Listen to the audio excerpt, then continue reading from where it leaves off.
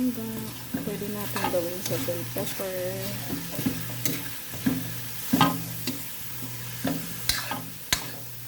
Itlog. At saka bell pepper.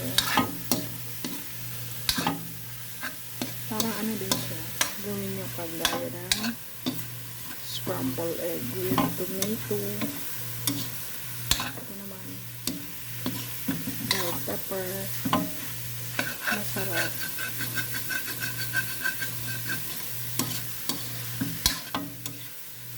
Basa pa. Ayan.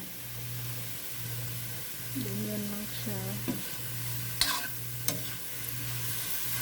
Igisa nyo muna yung yung bell pepper. Tapos kung maluto na, ilagay nyo yung itlog.